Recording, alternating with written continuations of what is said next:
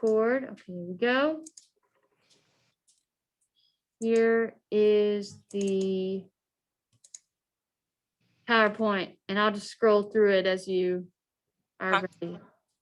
That's fine. So the first slide, are you ready for me to talk? I'm ready. Okay. So the first slide is at my actual job that I did when I initially joined. So I'm air defense. If it flies, it dies. I basically, shoot down missiles or planes that's coming to endanger us. The next slide, this slide is good. That's my daughter on the side. Her name is Mariah. I'm from Fort Lauderdale, Florida, and I like to do just regular cooking and decorating. My main reason for joining is to complete my degrees. That was my main reason I wanted to go to college, and I didn't want to pay out of pocket. But it wasn't until I actually got into the service that I really enjoyed it. I really started liking it. I really started really understanding what it is that we do in the service.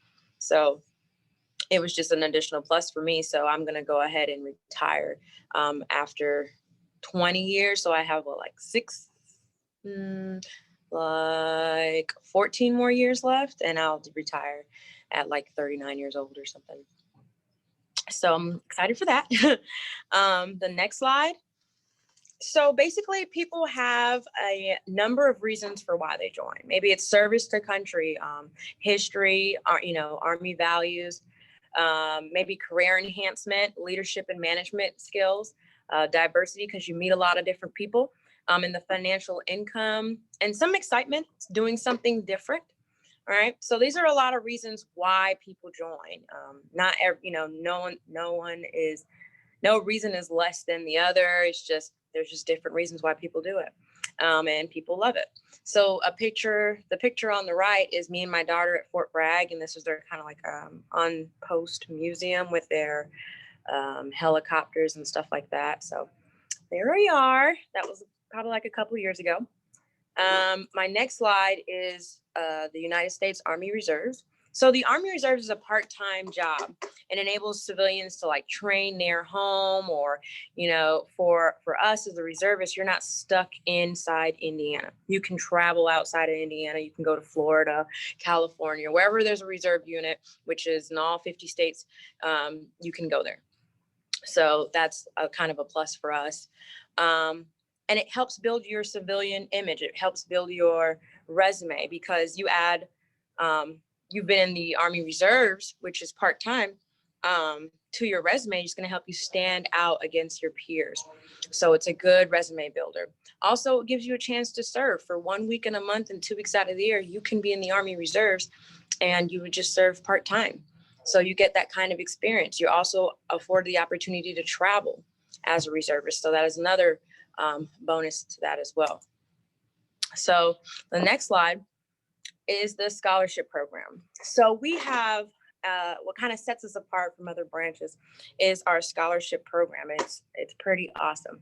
For the most part, all branches get federal tuition assistance, the GI Bill, and they just have their different bonuses at the time. So for the tuition assistance is $4,000 a year.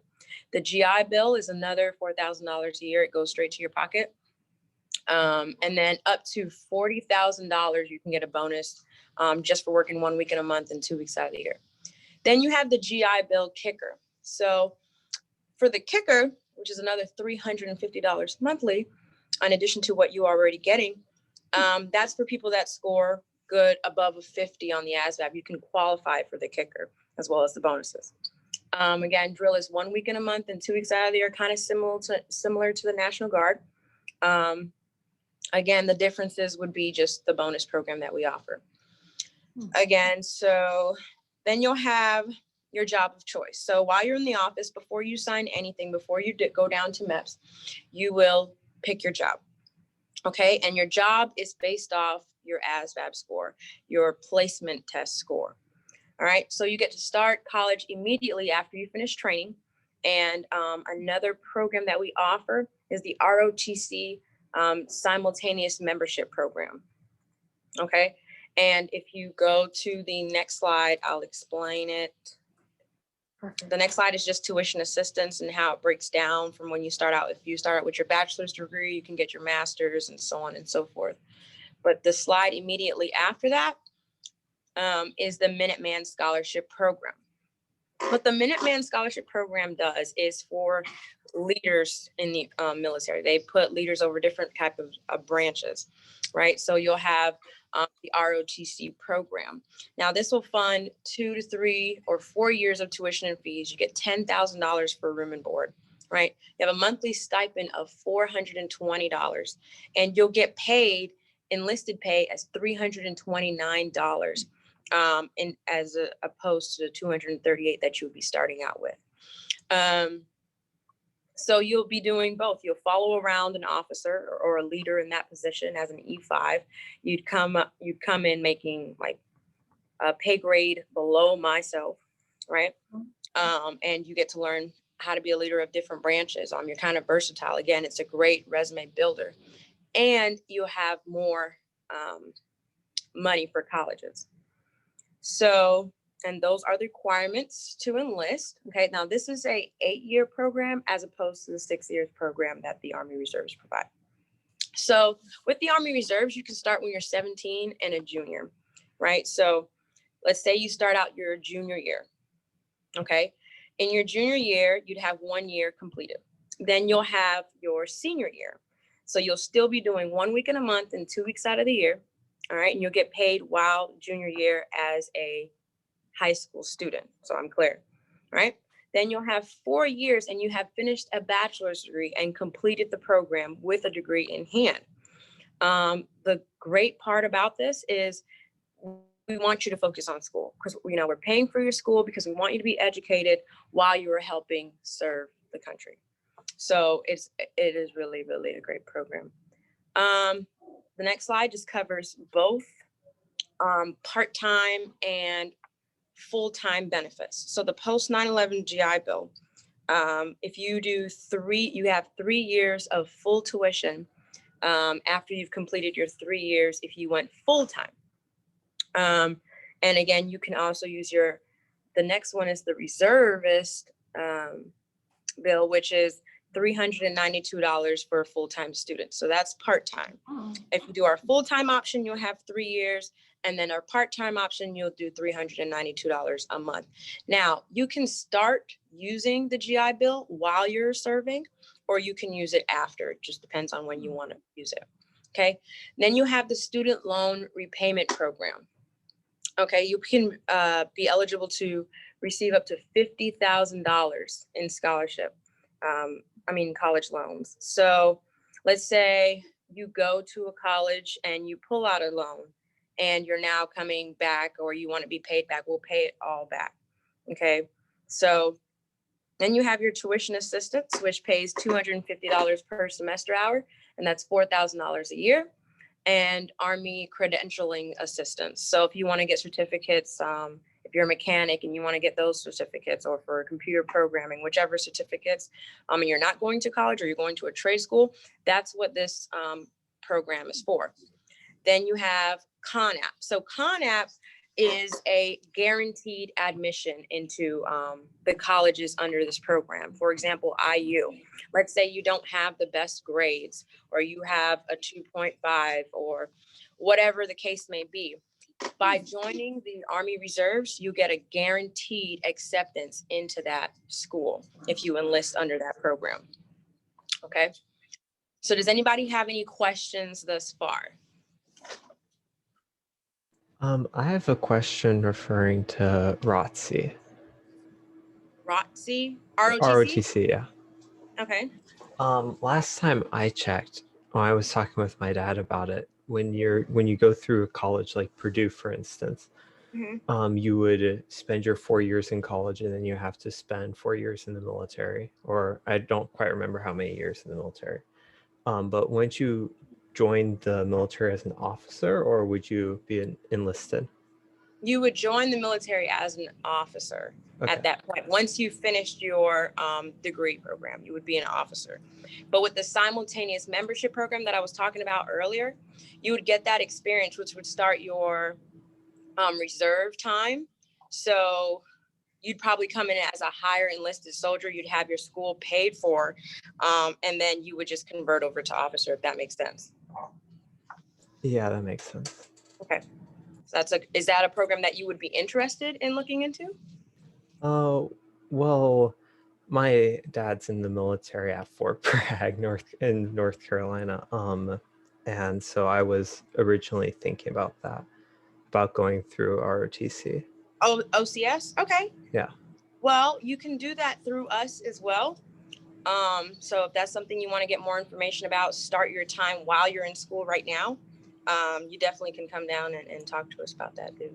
All right. Do you have more questions? No, nothing right now. Thank you. Mm-hmm. Any other questions about the education benefits? You guys have any questions? No? Okay. They said they're good. Here, anybody online? I don't think anyone's raising their hand. Nope. Okay. And then the next slide. So your basic training that you'll be attending and your advanced individual training can count towards college credits. So those elective credits that you guys do, like the extra credits that you'll do, that'll count towards that, as well as whatever other training that you do receive in the military. So that's another bonus for helping college go along a lot faster. Okay. The next slide is just a copy of the transcript and what it looks like. All right, so the reserves, the next slide. So like I was saying earlier, so if you were to join your senior year, you'd have 1 year down and you would get, $4,000 once you go to training, $4,000 for basic training. Then you do your advanced individual training, and depending on how long that training is, which is like your specific job training, it could range from, you could be going to training for 4 months to a year. So it just depends on what job you do choose, and that's more money in your pocket for college, right? And then you'll have, again, 4 more years of college and a guaranteed job right after, okay? So the next slide is split training. So let's say you have enough credits and you qualify as a junior. Again, at 17 years old, you can start the reserve program. And so your junior year, that would be 1 year. Then you go to training in the summer, okay, which is another $4,000. You'll come back 1 week, working 1 week in a month and 2 weeks out of the year in your junior year and in your senior year. And then you'll go back to training the next summer. And then after that, 4 more years of college and you're done. Okay. So it's a really good program to look into, because if you plan on staying in Lafayette or you plan on moving around, you would just always have that financial security, as well as, paid for your college completely. All right. So the next slide kind of talks about our insurance benefits. Basically, it's $44 for our insurance that would come out of your paycheck, but it's still the best insurance that you will receive. The next slide kind of talks about how basic training is. It's 9 weeks, 4 days. And you'll learn just regular physical fitness, core Army values, map reading, land navigation, and things like that. Now, another thing to note here about basic training, if you go the simultaneous membership program route or the Minuteman Scholarship, you won't have to go to basic training. You'll go straight to college. But if you don't do that route, you will have to do basic training. But that's another thing to keep in mind if you're not thinking about going to basic training or you wouldn't want to. The Minuteman Scholarship program would be your best route.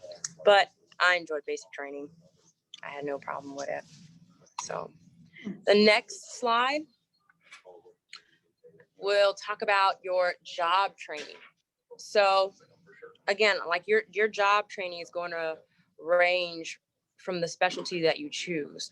So you'll have different things like legal and law enforcement, medical, transportation and aviation, mechanics, intelligence and combat, and things like that. I mean, we basically have everything under the sun except for farming. I mean, that's about it. So if you could think of it, chances are we have it because we need to sustain our own. All right. So the next slide is going to be how the post is. All right. So what can you expect from a post? Well, it's just like if you were to put a gate around Lafayette and all you needed was a key to get in. It's just the same thing how you would be living on post. So we have the grocery stores, we have our own gyms, we have parks, pools, movie theaters, anything that you would want to do for fun. We have that as well on post. So a daily schedule kind of looks like 6:30 to 7:30. You know, you could work out, you do physical fitness. If you're doing full time, again, and then 7:30 to 9 o'clock, you're just doing your shower and whatever else. And then you're getting ready for work, regular 9 to 5, depending again on your job. All right. So, because if you work in a hospital, they have shift hours. I mean, the same thing. If you're a cook, you're going to have shift hours. But this is only for active duty. Reserves might move a little bit differently because it's only 1 week in a month and 2 weeks out of the year. So their training is different. Okay. So if you were to do active duty, the next slide shows kind of where you would be living. Right. So as a single soldier, you're kind of living in a college, like in a college dorm room.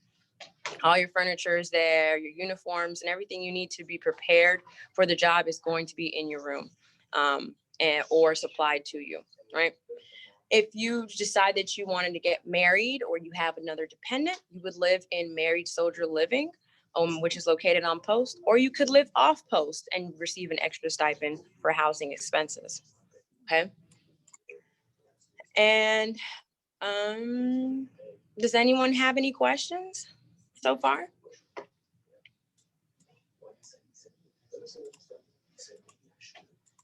Any questions at all? I only have a few people in here. Anybody online now? No? Okay. No problem. And then the next slides are the pay and how they work as well. So the first slide you're going to see that's coming up next is going to be active duty. The next slide is reserves.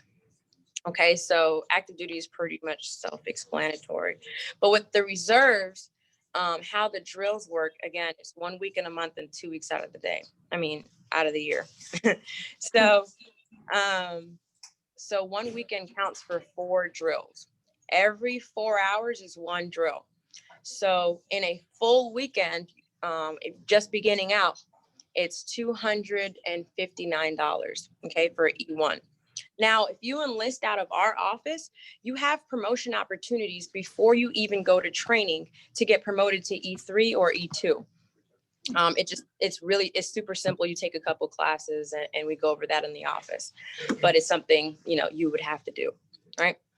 So the next slide kind of talks about the GI Bill still. We covered that, so we can skip that slide. And your retirement. So if you're going active duty, and that's something that you wanted to do, or even reserves, after 20 years, you can do your retirement, put in for your retirement. The only difference is, as a reservist, you won't be able to pull it out until you're 60. And for active duty, you can pull it out when you're 40. So I don't know if you guys can imagine retiring, but I'm looking forward to it. So that's pretty much it. Does anybody have any more questions for me or concerns? Is there an age limit of how old you can be to join? So it depends. It's like 32, 34. I'm sorry. No, 34. I mean, with a waiver and stuff like that, but 34 and then 18 and above, or Okay. 17 because you're junior year. Any other questions? I have a quick question. Mm-hmm. Okay, so I heard that if you have brain trauma at all, you can't be accepted into it. What about doing like mechanical work? Even if you have a little bit of brain trauma, would you be able to be accepted into mechanical work for the military and the So there's certain circumstances where certain injuries or stuff like that is waiverable. That just would depend on, the severity of it and all that. But you'd have to come in and sit down, or we can look that up for you though. Well, mine was so bad that it broke my skull and my jawbone and the bone underneath my eye, and about ripped my Ouch. ear off. It was a train accident. I'm sorry to hear that. It's a lot of pain. So Probably. It yeah, like you said, it would depend.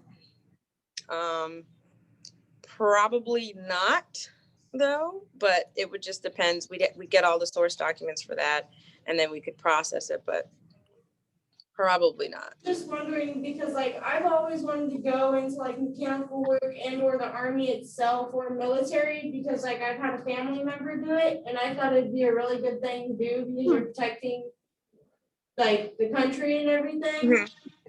So I wanted to do it and then I had that train wreck and I was told I couldn't and it kind of ruined my dream.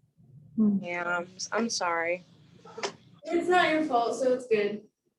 You could still talk with somebody there and find out. Yeah. Yeah. I'll leave all my Good information question. with that if you have questions. Perfect. Do you guys have any other questions in here or online? What I'm thinking is I'll post your PowerPoint and presentation to our Google Classroom. Potentially along with your contact if you would like. That way they can sure. reach out to schedule a one-on-one if it's something of interest to them. That's fine. That's perfect. Perfect. Well, thank you for your time today. We really appreciate it. Yeah, thanks for having me. Have a great rest of your day. And I know that our class kind of coming to a close, but if anyone has any last minute questions for me about anything too, feel free to, stay on. That's just fine.